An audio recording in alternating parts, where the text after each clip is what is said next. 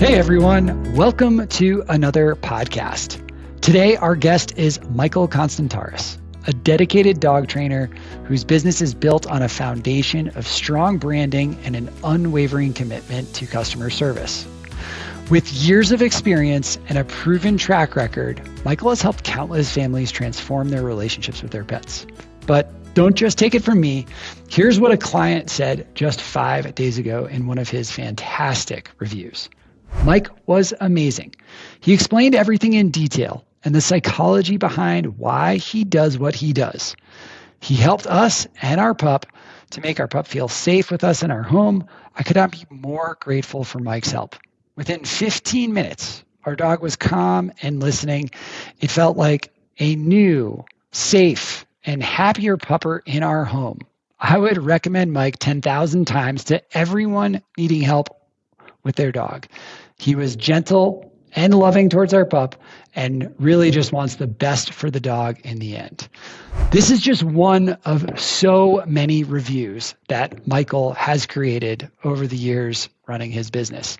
Michael, welcome to the podcast. Can't wait to hear more about how you have created this. So when we jump in a little bit, maybe give us a bit of background about you, how you got into this, and a little bit about this ethos of how you have built your business.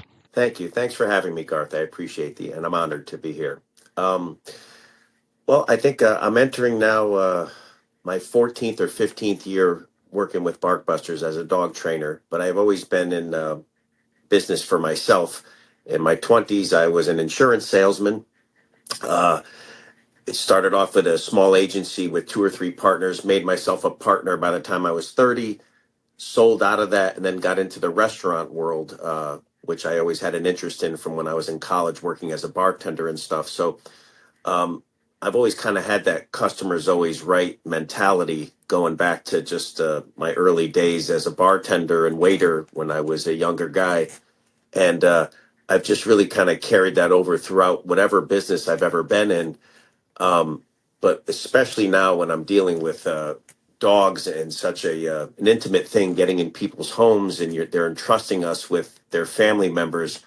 I really find that, no matter what the situation is, I always have to try and get it so that my clients feel comfortable. And again, they're always right. Even when I'm the one who's always right, but the customer is always right. So that's the best I could say. But yeah, that's kind of led me into where I am now. I think that customer first mindset is something that has helped carry your business through when maybe there's a market downturn or something's a little bit tougher, or Google changes an algorithm and maybe some of your colleagues and peers or competitors are struggling to recover from that.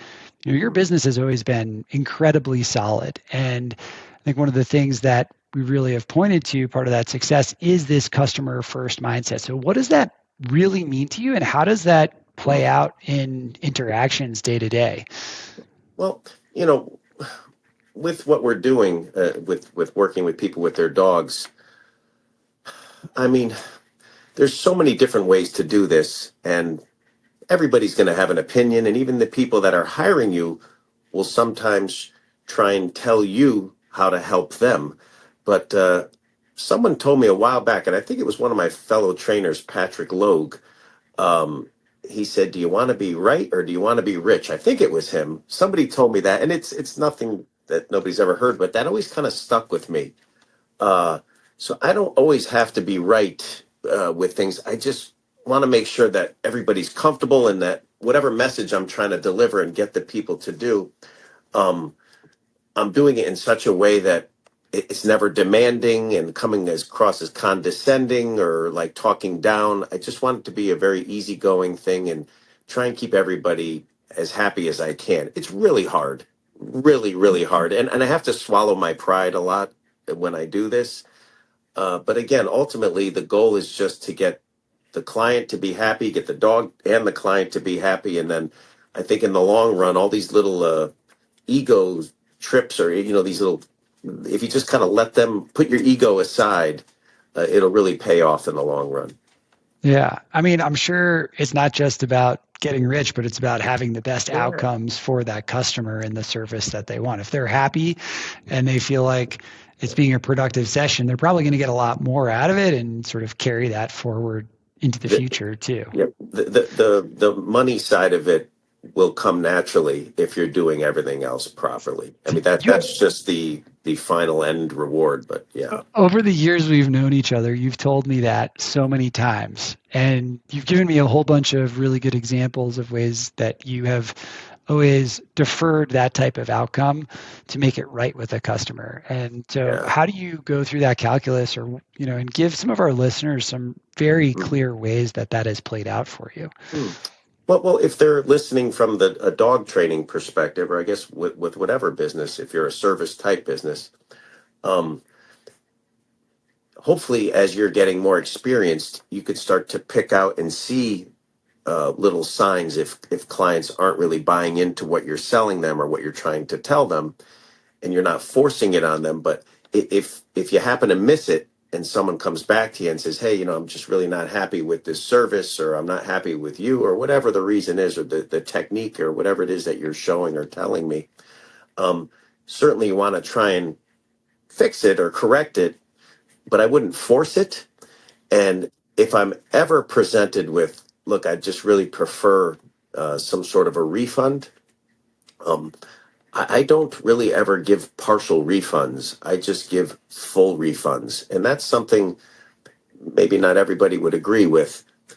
But again, I've consistently, as you said, Garth, been one of the top performers. And I just feel it's the cost of doing business. And if I end up having to give a refund, more so now, I'm kind of looking at myself like, what did I miss? Like, because I should have caught something earlier on, rather than waiting 2, 3, 4 visits into this to realize this wasn't going to work out or it wasn't a good fit. So that's more on me now. So I accept these refunds as kind of my mistake. But again, not for everybody, but for me personally, it's worked out best where I'm not going to squabble over a couple of $100, where, hey, I worked this, or hey, it worked, or hey, and then have somebody have a bad feeling about me. Where if I just said, hey, I'm really sorry, I tried my best, here's all your money back. If I could be of help in the future, please call me anytime. I'm happy to help you, whatever it is. And I found that that's really helped me over the years, really helped me.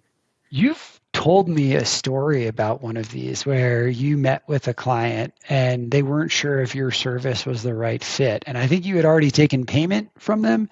And I'm Hmm. pretty sure you wrote them a check for the total amount of the service Hmm. and just put it in their hand. I mean, you probably Hmm. tell us better than I did. You put it in their hand and said, hey, look, if at Hmm. any time you're unhappy, just go to the bank and Hmm. cash this. Yeah. And I think that that really is a testament to the commitment and the level of service that you're providing. Like, and I think that that's something I've always been impressed by. Yeah. And to be clear, like your business isn't a charity either. It's a business, and I think No, you've done really, no. really well. Although it took you a long time to get to this level. Is that right? I mean, this wasn't Oh, just like an overnight transition. yeah. I look at it almost if you're comparing it to like I watch a lot of these stand-up comedians, and I watch the Rogan podcasts, and they talk about how doing a stand-up act, like you really don't get good until you're like your 10th year typically. And it is something that you're constantly refining and working on, and knowing your audience, and knowing, you know, what joke's going to work with this group, or what techniques are going to work with so it's a very long uh, work in progress, and I'm still Yeah. learning to this day, still learning. Yeah. For some of our listeners, and if you're not comfortable sharing this, that's totally fine, Mike, but you've been doing this for 10 plus years, and it started out as a pretty modest business, but now has been really successful. Are you comfortable sharing any more about that? Well, I mean, when I first purchased my territory here in Connecticut, uh, I think the first year I made less than $50,000, and it was a real struggle. But over the course of however many, again, 10, 12 plus years, you could put another zero on there. So yeah, I'm up in the 500 plus now, and I'm actually working less now, making many, many more times over the money in terms of the hours I'm working, because as of my skills and demand has improved and increased over the years, obviously my price has also gone up.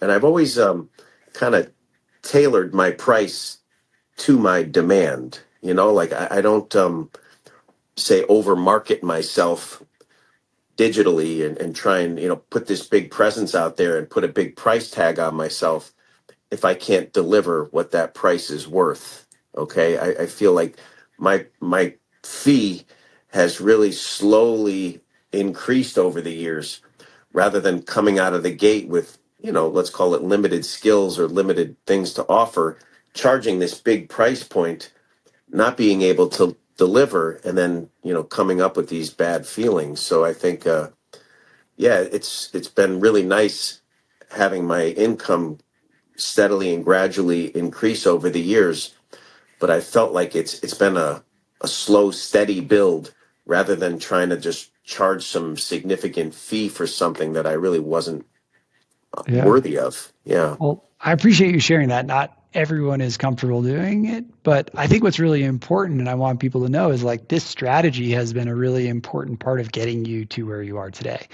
And you also mentioned, you know, digital marketing, and maybe some of your competitors come out hot on digital marketing. You know, they're buying a bunch of leads and maybe they don't have the service capabilities to stand behind that. Whereas your business is a business you've gradually built over a lot of time and you've really built your brand.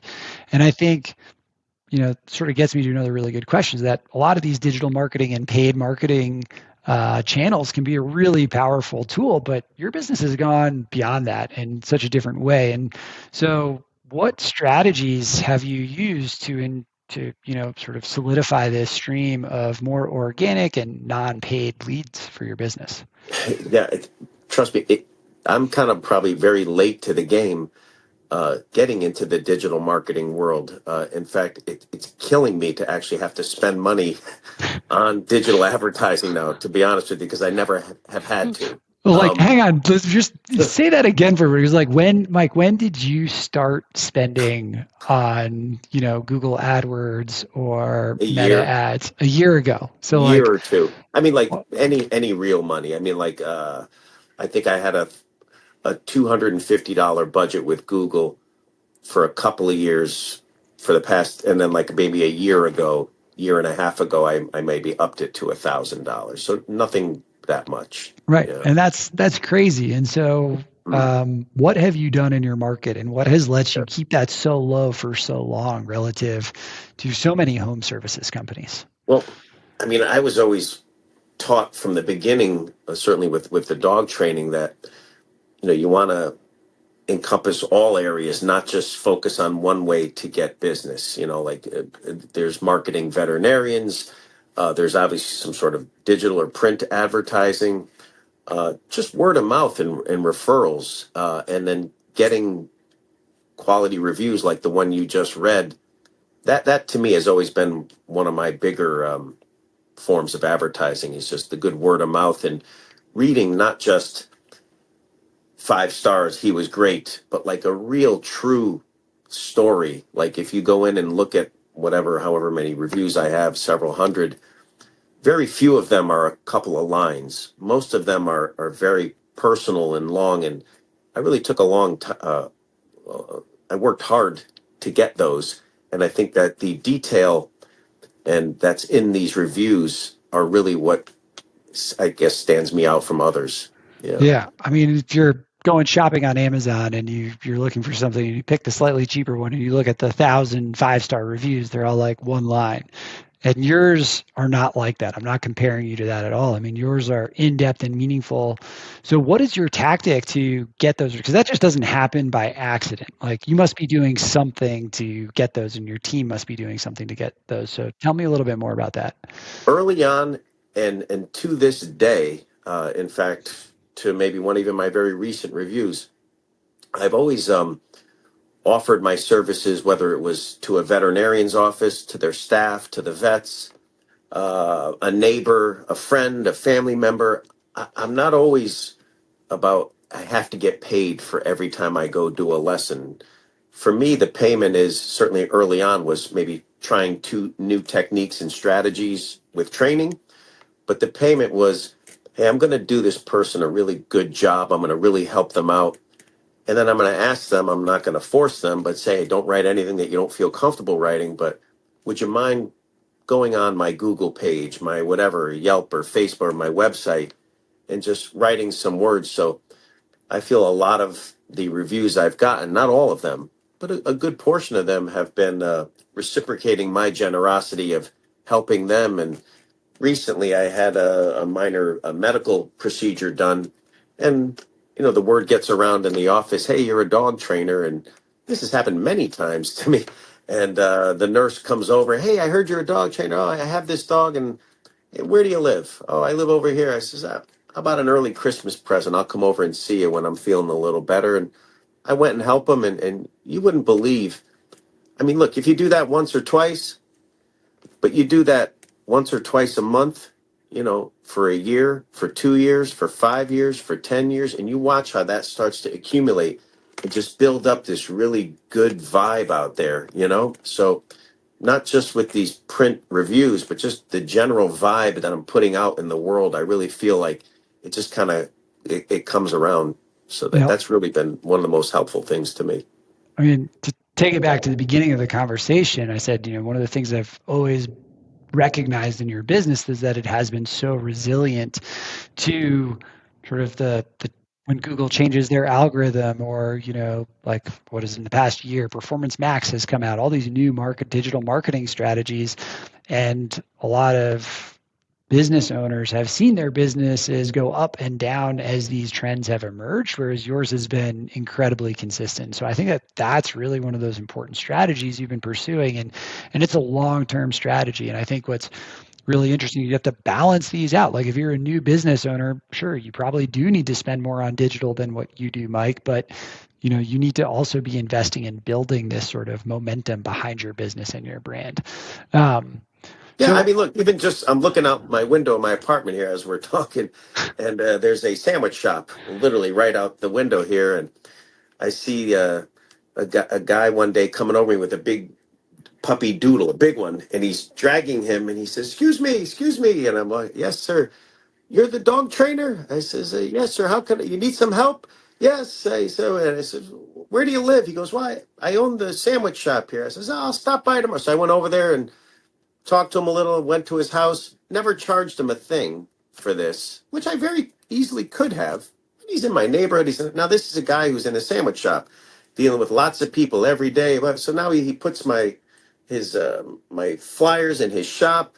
I mean, I can't tell you how many people have, hey, I got your name from the guy over at what the heck's the name? The Tamarindo sandwich shop around the corner here. So just little things like that. I mean, yeah, I put some time into it, but again, and by the way, it made me feel great to help the guy. Really, I mean, this you got to love what you're doing. I mean, if you don't love doing this, it's hard to do this stuff anyway. But I really do enjoy giving and helping, and again, it's a give and receipt. Yeah. So I think what's amazing about that, and you're just steamrolling into my next questions, Mike. But it's like, I think what people need to take away from this is that it's, creating this kind of momentum in your market is not about doing one thing, even for 10 years, like not just asking your clients for reviews or not just giving a free lesson or a free service here and there, but being really thoughtful and intentional about how you do this. And it's not like you went and targeted the local sandwich shop because you knew that's where you get referrals, but like you've built a brand in the community through boots on the ground and putting yourself out there.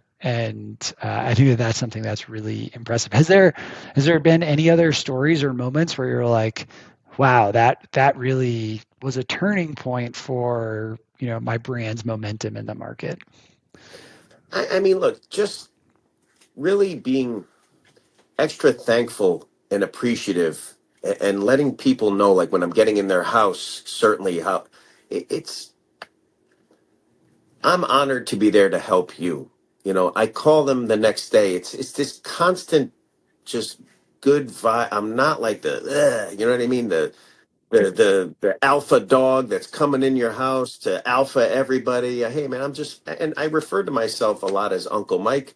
Some people might think that's a creepy thing. I don't. I look at it as me trying to refer myself as a member of your family. And that's how I try and treat everybody. And I tell them, I'm like, I treat you, I call myself Uncle Mike because every client I take on, I treat as if they're my own family. And, hopefully I'll give you the same, service and everything that I would give my own brother. And it really just having that caring calling them the next day after seeing them, thanking them, thank you so much for having me over. The thank you note, all these little things, they start to add up and add up and add up. And then it's like, I'm sure not everybody I've worked with will say, hey, my dog's the best. He responded the greatest. But it'd be hard to find somebody out there that'd say that I was a real jerk or inconsiderate or didn't work with them if they had an issue with me. That I'd Yeah. be really hard to find somebody. Yeah.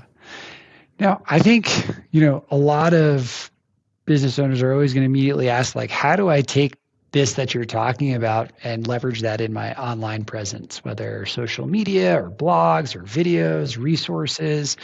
Has that been a part of your strategy, or is this really truly like boots on the ground and talking to people, getting out in the market?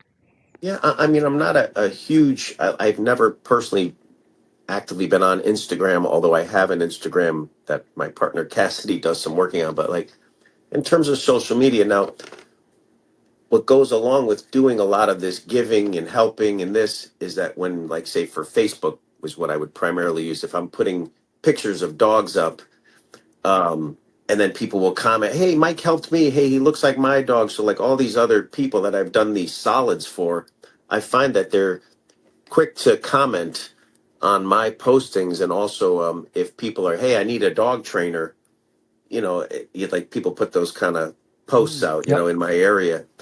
And it's really nice to see how many people might put my name on that. You know what So I mean? actually, Where, I think what's interesting is like your boots on the ground, customer comes first strategy is sort of flows into social media, but you don't even have to lead it because you've sort of built this momentum around a community that's invested in you and cares about you and loves your service. And so they sort of build that momentum for you in many ways. yeah, like I That's said, to pay for this stuff online now is killing me. The digital, like it seems like the opposite, where most people now they go out, they do a big push, which is fine, but I just hadn't had to do that, nor was that really a big thing when I started this business. It's kind of more in, however many, the last 6, 8 years. But yeah, I find certainly you should be spending some money on advertising digitally, but you really want to focus on all of these things and maybe even equally or more so that you're building a strong foundation. You know what I mean? That you can then put this advertising on top of. If you're advertising something that you don't have a good foundation and a good product there in the first place, I mean, probably not going to work out so good. yeah. So if you were coaching a new business owner to get started on building this foundation that you've talked about, like how should they get started? Hmm. Would it be a general business or in the dog training world? Use it based on your experience, Mike. So dog training is great. I mean, yeah, in the dog training or like a service type business, I mean, a lot of it is word of mouth and reputation. So I think the best way you're going to start getting some word of mouth and building up your reputation is getting out there and getting some customers, but not always paid customers. Like there's certainly like new dog trainers. I'm like, listen, just get out there and help your friends, help your family, help some guy in the street, help whoever you can. And I'm not look, I like to get paid just like everybody else, but this is the investment that you're making. You're investing some time in helping people so that, again, you start to get this wave back of maybe reviews or positive vibes or good word that's out in the community. And then, again, you might not see this in a week, but certainly months, a year, 2 years. And then as the years go by, I just never stopped. Like this wasn't something I did and then stopped. Like this is a continuous thing to this day. I mean, I'm probably one of the top performers of the Barkbusters company. Yeah, I'm still out there doing complimentary and giving back to the community. Yep. Well, I love that, Mike. Thanks for sharing all Huge. this. If people have any other questions about how you've built this foundation, or maybe questions about how to get some help with their dog, how can they reach you? In terms of helping or advising anybody with their business, I actually really enjoy that, and it's one of the things that have for me, as the years have gone by, I think I've had 30 plus trainers come to Connecticut, shadow me, share ideas with me. And when they go back home to wherever they're from and call me and say, hey, I tried this or I'm doing that now. And to get that message, or even on Christmas, I got several trainers text me thanking me, for helping them. That to me is the best. So putting what's worked for me and then sharing it and having it work for others, man, that is the best. And I'm happy to help anybody. Well, if you want to reach out to Mike and have any other questions, check out the show notes for how to get in touch with him. Michael, thank you so much for joining us on the podcast, and really appreciate your time today. Thanks for having me, Garth. Appreciate you.